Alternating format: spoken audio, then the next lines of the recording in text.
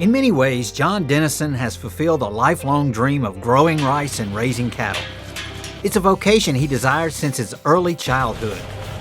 From the time I was old enough to get on a tractor, about 6 or 7 years old, I fell in love with the farming operation. Besides everything that was on the farm, were working cattle and driving tractors in the field to help prepare fields for rice growing. And that was, in those days, about all we did was rice and cattle. But nearly 60 years later, Denison added another enterprise to his farming operation: crawfish. Yeah, we're doing 400 acres of crawfish and 400 acres of rice each year. We're going to try to expand that a little bit next year.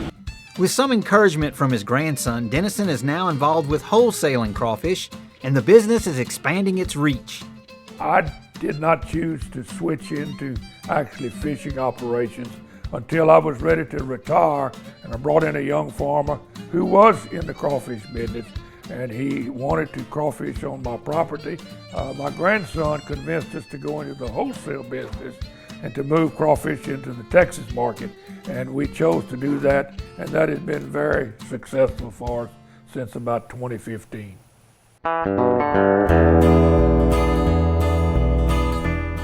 A strong business acumen and detailed record keeping have always been Denison's strengths.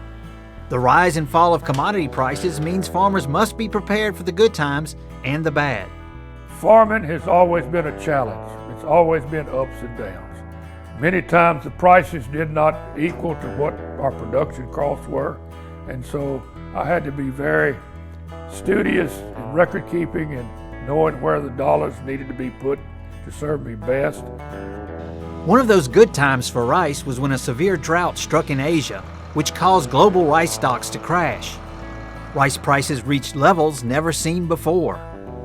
Rice prices started off at harvest time at $17 a barrel.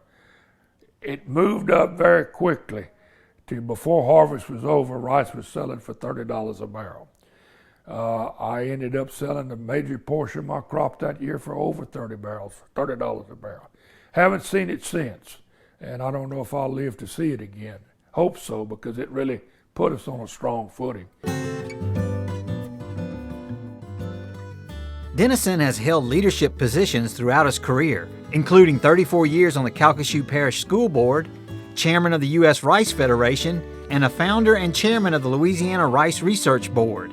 He says two organizations played a pivotal role in his success. I want to give credit for Louisiana Farm Bureau, number one, of keeping us advised and keeping us educated in how to keep up best with government regulation.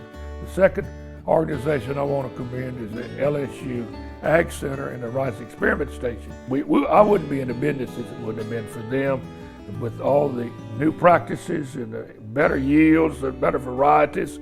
So they have played a very, very instrumental part in keeping my business successful. Taking all kind of shots. Yeah, that's what they're gone right now.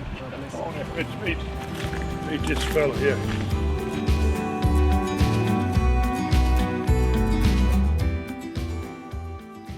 John Denison has had a lot of help throughout his career.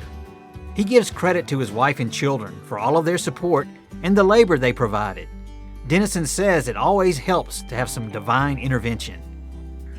But I'll tell you what, my Lord and Jesus Christ has always been there. I feel like that I've had an angel on my shoulder so many times when I'd get in a bind financially, or I'd be out here on the farm and have a near miss on a very serious accident. So I give a lot of credit to the good Lord above for giving me such a blessed life, a wonderful wife, and a wonderful family. And Lord, thank you.